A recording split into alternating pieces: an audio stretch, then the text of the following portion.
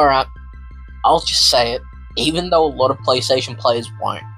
I actually want to play Starfield. Yeah, the same game people roasted for empty planets, stiff faces, and that Microsoft exclusive label. But underneath all the memes, there's something about it. That scale, that silence, that sense of being alone in space, that just, I don't know, feels special. And now there's a rumor from multiple insiders that Starfield might finally come to PS5 sometime in 2026.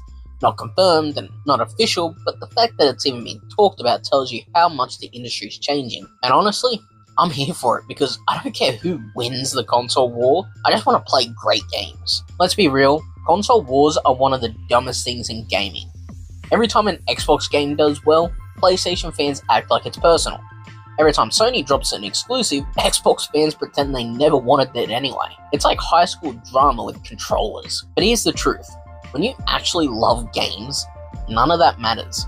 You stop caring about who wins what and start caring about the stories, the worlds, and the experiences. And Starfield, for all its flaws, still feels like one of those games you want to experience at least once. So, here's what's floating around.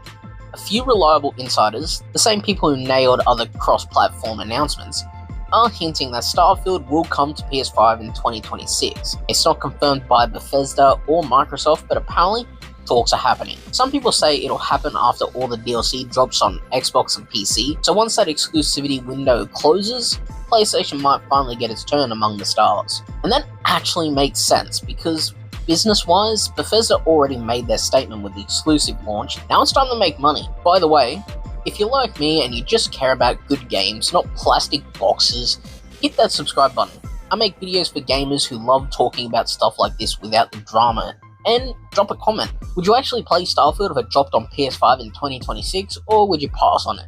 I'm curious. Alright, let's get back to it. Let's be honest, a lot of PlayStation fans secretly want to play Starfield, but won't say it. They spent, 2-3 years clowning on it, calling it boring or empty.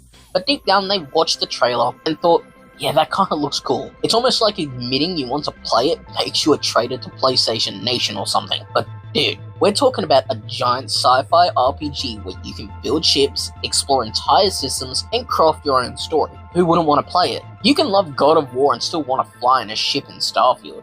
It's not that deep. If Starfield really does hit PS5 in 2026, it won't just be another port. It'll be a signal that the wars between consoles are finally breaking down. Imagine Starfield with full DualSense support, adaptive triggers for ship controls, haptic feedback when your grab drive kicks in, that subtle vibration when you land on a new planet. That's the kind of immersion PS5 does better than anyone. And if they bundle it with the DLC, like Shattered Space or whatever's next, that could be the definitive version of the game. 2026 might just be the year Starfield gets the second life it deserves. We've hit this point where exclusivity doesn't feel exciting anymore. It just feels exhausting.